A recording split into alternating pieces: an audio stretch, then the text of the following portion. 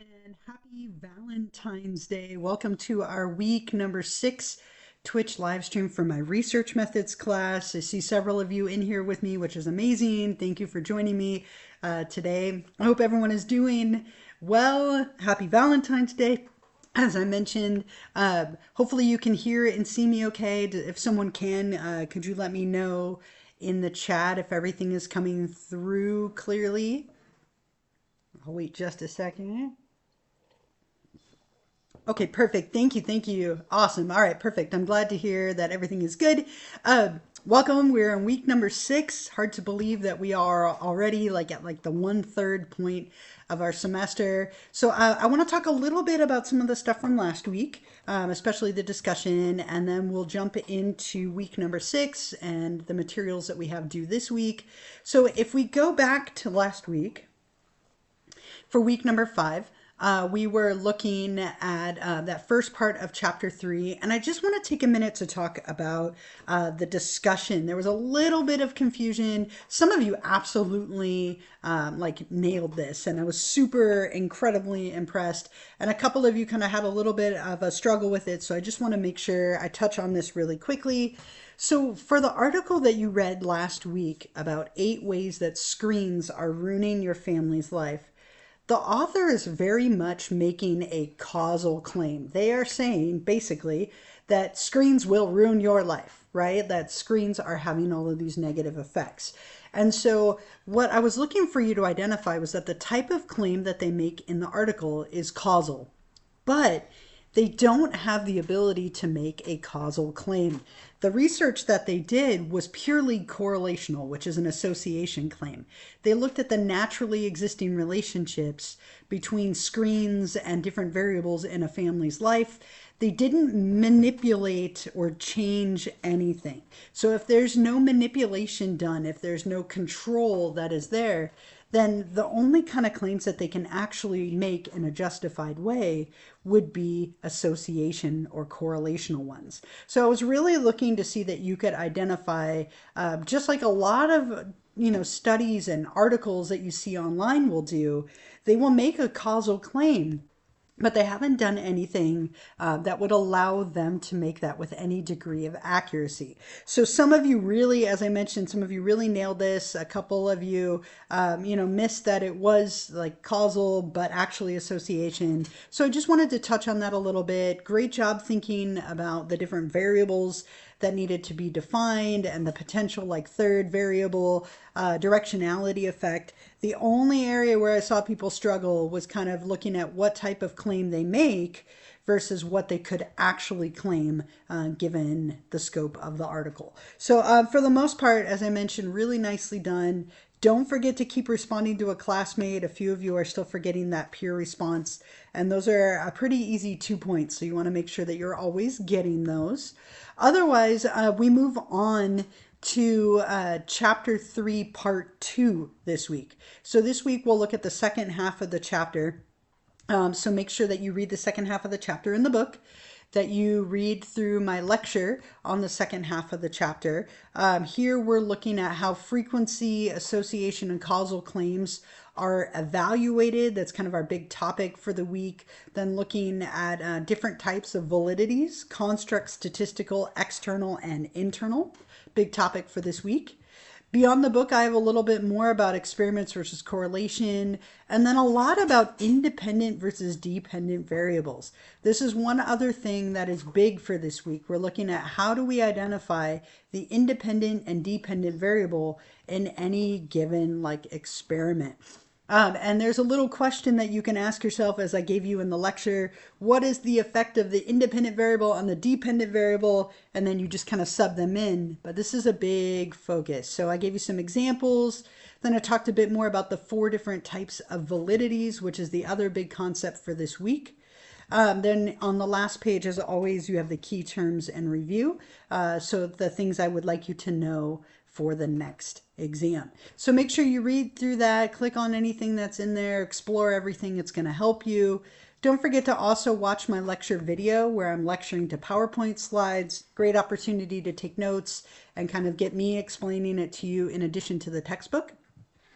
And then once you've done both of those things, you can complete discussion number 6. And as always, you have my instructions up here at the top, and then my video kind of highlighting the prompt for the week. So what you're doing for this one, and this is going to very much piggyback on the homework assignment that you also have due this week, since we have homework assignment number 2, is you're going to read through these 2 little studies and then answer the questions about them.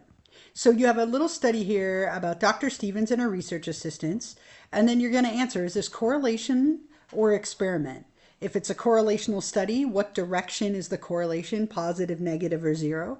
If it's an experiment, what is the independent variable and what is the dependent variable? And then from this study, can we conclude that income causes an increase in self-esteem, and explain why or why not? The second one is about kombucha, and then the same questions. Is this correlational or an experiment? If it's correlational, what direction, positive, negative, or 0? If it's an experiment, what's the independent and dependent variable? And from this study, can we conclude that kombucha causes better recall, why or why not? So I'm looking to see that you can kind of take the materials that we're covering this week related to independent and dependent variables and identify them. You can kind of bring back that information from last week about correlations versus experiments. We're starting to build here, and you're going to see this as we continue through the rest of the class. Everything kind of builds on what came before it. So we're really starting to hit the meat of our material. Make sure that this all makes sense to you, because it's only going to build from here. So if it's a little confusing, maybe consider watching the lecture video again or reading the chapter again. All of that is going to be helpful for you. So that is the discussion for this week. And then we do have homework assignment number 2 for this week as well. And this is going to very much connect to that and to the topics for this week. It's going to be a great opportunity to practice. Remember that the homework assignments are worth 25 points, so they're definitely worth a little bit more than a discussion, and that you are uploading it right here on Canvas. This is due by this Sunday night at 11:59 p.m. So let's look at the instructions for this and make sure you're clear, and this is a wonderful opportunity to ask me questions if you have any. So the point of this second homework assignment is for you to practice with determining the different types of validities, and also identifying independent and dependent variables and their levels or conditions and operational definitions. So you're going to complete the following. This should be roughly like a page or 2, typed, standard APA size font and double spaced and all of that. And make sure, as always, that you really label your responses. Make it super simple for me to know what you're answering. On the following page down below here, you will find a total of 5 questions to be answered, and these are related to the different validities, identifying independent and dependent variables. So you're going to read through these scenarios and then answer them, right? And then this is going to be due, sorry, this date is wrong here, I will change that, by Sunday night at 11:59 p.m. Okay, so what I want you to do, 5 questions, and you'll type this up in a document and upload it. Question 1. I want you to read this short scenario below and then name and explain which type of validity each doctor is addressing in their questions. And I gave you a hint, each doctor is addressing a different type of validity. So you're going to look at Dr. Lopez, Dr. Shaw, and Dr. Jefferson. This is going to be a wonderful practice opportunity for the next exam. You'll see a question just like this on the next exam. So I'm looking to see that you can read these 3 different doctors and their concerns and match them to the different types of validity that we have talked about this week in the lecture. Then you have 4 more questions, and for these, you're going to read through them. You're going to identify the independent variable and its levels or conditions, and the dependent variable and how it's being operationalized or measured. So you'll read through each one of these examples here, and I want you to tell me the independent variable and the different conditions or levels, and then the dependent variable and how it's being measured or operationalized. And as I mentioned, this is going to be a wonderful opportunity to practice. You'll see questions just like this on the next exam, and it's really going to allow you to connect to the materials from this week. So let me go back for just a moment here to the lecture for this week so I can give you a little more of an example. So if we go to lecture on chapter 3, and I go beyond the book, right? So if I gave you a few examples here, right? Researchers want to know whether firstborn children learn to speak at a younger age than secondborn children.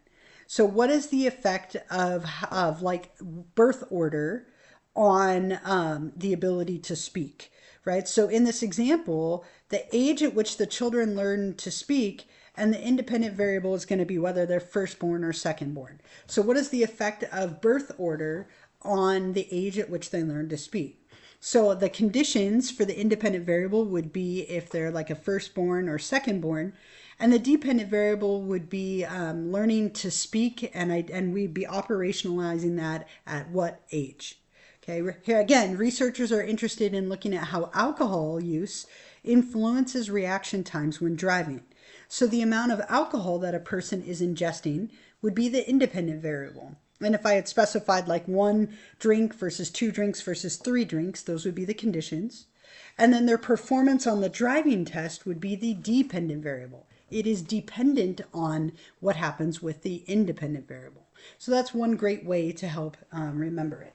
So again, just trying to give you a couple of extra examples, and then here's a little bit more about those different types of validity. So hopefully that will help you have that opportunity to review. You are going to just directly upload your assignment right here through the link up at the top where it says Start Assignment. When you click on that, it will give you the opportunity to upload a file, and then I will be grading these obviously after the deadline has passed. Okay. So those are the kind of main tasks for this week, week number 6. Make sure you read the chapter in the book, read the lecture, watch the lecture video, complete discussion number 6, and then homework assignment number 2. I'll post the recording of this right here a little bit later. If you're watching it now, you obviously found it. And then I do, of course, have a couple of quick reminders for you and the extra credit question. Are there any questions at all for me really quickly? I'll give you my reminders while I'm waiting for you, but I'll need to wait just a second just to make sure. If you think of anything, of course, feel free to put it in the chat, and I'd be happy to answer it. And if you think of something later, you can always email me, of course. But a couple of quick reminders. So reminder number 1, we are in week 6, and because we didn't have a live stream last week, I noticed that a ton of you fell off your subscription status. So if you're looking at your name in the chat and you no longer have the little football cake next to your name, you are no longer subscribed. Remember, it was only good for 30 days. So you do have to go back and renew it. So Kelly, for example, Chris, yours as well, Sarah, yours as well, if you don't have the little football cake. And so what you need to do is one step, and I can't show you with my channel, but I can show you with a different one. So let me go to just a football channel that I follow. I'm so sad that football's over. We have a long weekend and there's no football, right? So sad. But there are cakes for me tonight for Valentine's Day. So that's a good at least, right? 1 out of 2. So if you're on my Psyched with Setmire channel, notice how there's this little purple button down here at the bottom. I know it's been more than 30 days. We're like in week 6. How crazy is that? Like, was that 42 days? I had to check my math. So if you click on this little purple drop down and then you scroll all the way down to the bottom, you're going to click on this button that says Use Prime Sub and then subscribe for free with Prime, right? And so if you've already linked your accounts, that's just the step that you need to do to renew it. So if you could take a moment to do that today or tomorrow, I would really appreciate it. Again, it saves me an incredible amount of time. I really appreciate that. And yes, you can, you can definitely subscribe with Prime. I have a whole like page full of instructions and a video on how to do that on Canvas. And Jenna, thank you for figuring that out. Yep, you have the little cake next to your name, so thank you. Really easy to resubscribe. It's kind of a pain to set it up the first time. So that's the first reminder. The second one has to do with our next live stream. Our next Twitch live stream will be on Wednesday, February 21st at 12:30 p.m. So I'm going to put that here in the chat. And then, yeah, Monica, you got that. Perfect. Look, you have your little football cake next to your name. Nice job. Challenge. Okay, good. Look at, and you figured it out though, so you're good to go. You're all set. The other thing I want to give you is the extra credit question for this week. Again, just to kind of help you review. So I'm going to put this here in the chat. And this is the week number 6 Twitch extra credit question.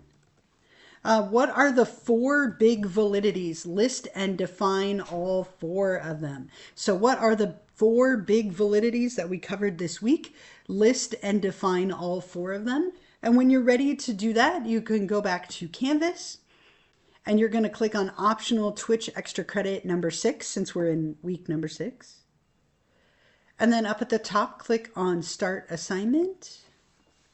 And that's going to give you that box where you can type your response and then go ahead and hit submit. And you get your little confetti burst and thumbs up. I wish they had put a hearts in there or something for flowers, something for Valentine's Day today. But either way, you can do this all the way through Sunday night. So definitely take advantage of that. Get going on week number 6. Good luck on the homework and the discussion, and feel free to reach out if you do have any questions. I hope you all have a wonderful Valentine's Day. We don't tend to celebrate it too much as a family, but I did, as I said, get 2 Valentine's cakes for tonight. 1 chocolate, 1 vanilla, so I'm excited about that.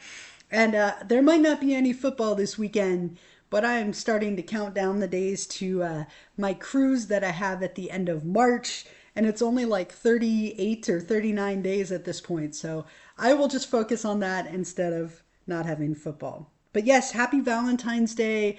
If you go out to eat somewhere fun, eat a bite for me. Otherwise, take care of yourself, stay safe. And if you have any questions, I will hang out for a little while and I'm happy to answer them, or you can always email me later. So thank you so much for joining me. I'm going to minimize my video, but I am still here if you would like to answer anything, or if you have any questions. You're welcome. Thank you all so much for joining me, and on a holiday too, no less, right? Thank you. I was hoping my little kitty would come somewhere close so I could show you how he's growing. We decided to name him Noodle.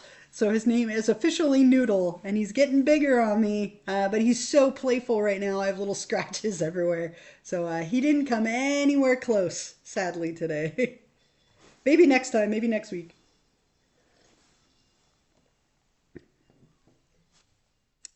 Right? It's cute. He's just a little like black and white kitty. Just a little like we rescued him from a shelter, so just a little mix.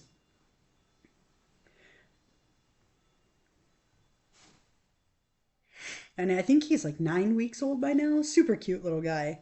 Hopefully he'll come closer next week and I can drag him into the live stream. Yeah, he's super cute. I really like him, even though he keeps scratching me. I love him.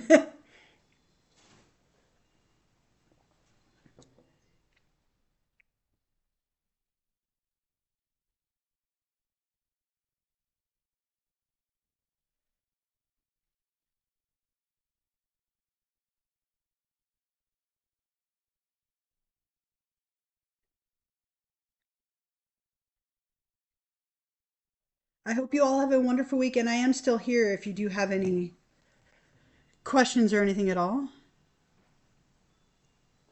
Yeah, it is a permanent assignment for sure. But like we have 5 cats and we love them so much. Like, and they play with each other and have a great time. So it is a much more rewarding assignment than like writing a paper, for example, I would suppose. As long as you get a friendly kitty, it's all good.